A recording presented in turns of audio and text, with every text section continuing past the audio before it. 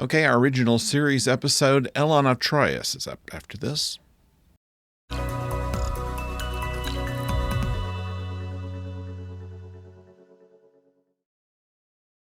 Hello out there, I'm the oldest nerd.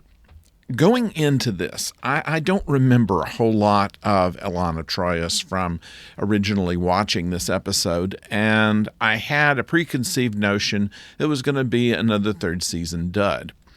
And while it has its problems, it's not that incredibly bad.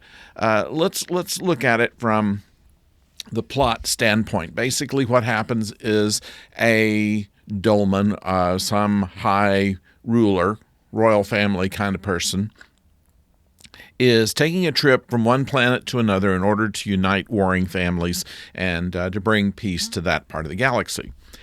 And that makes enough sense there, that this royal is one who is rather spoiled. She's not civilized in the way that we see civilized.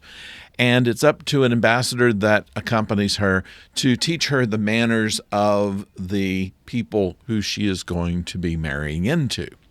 Now, she'll have none of this, and of course, it has to come in to where Kirk eventually is pulled in the middle of this and is having to teach her manners, basically, and just in treating people nicely to the most part. The only thing that I will say against this is, first of all, she is converted too quickly.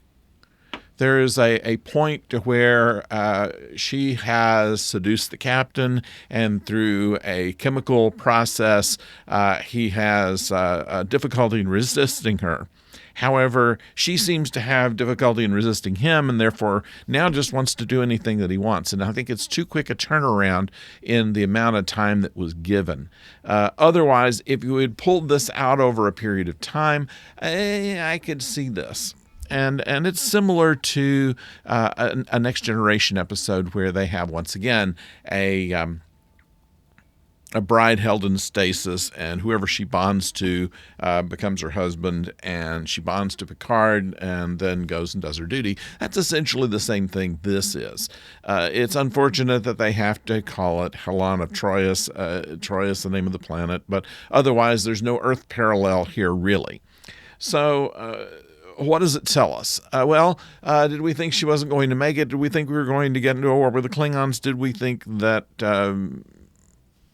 miracles wouldn't happen? Well, no.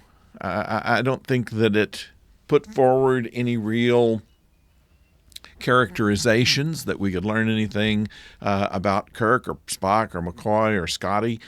We see something about dilithium crystals, but we're never really, they don't explain them too much, and they don't need to. It just works, and so that's fine. And beyond that, it's just kind of a show which is, are they going to make it or not? We already know the answer to that. And there's some interesting variations on the Kirk romance in there, and I'll give it that.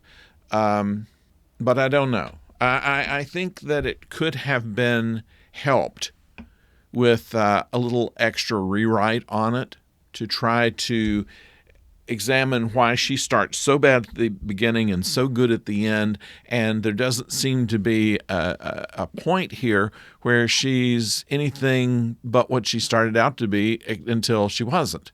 And so because of that, I think that it lacked some nuance there. But I think it was a story that was worth something if they would have done a little bit more with it. So that's my thought on this, and that is, I don't know whether I recommend it or not. It's just another one of those where, we're out of our dilithium crystals. We have the Klingons out after us. We have a difficult to deal with female, and there we have another way of talking about females during the 60s, where Kirk makes a remark to Spock, who says he does not understand what the problem with the dolmen is, and he says, Mr. Spock, you have the advantage of coming from the only planet where women are logical.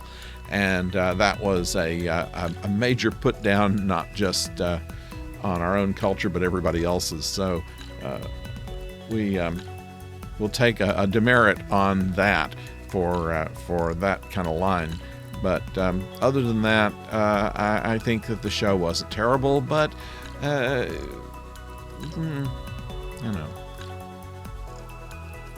I'd like to know what you think, though. Please put it in the comments below. Perhaps you have something in more English words than I used.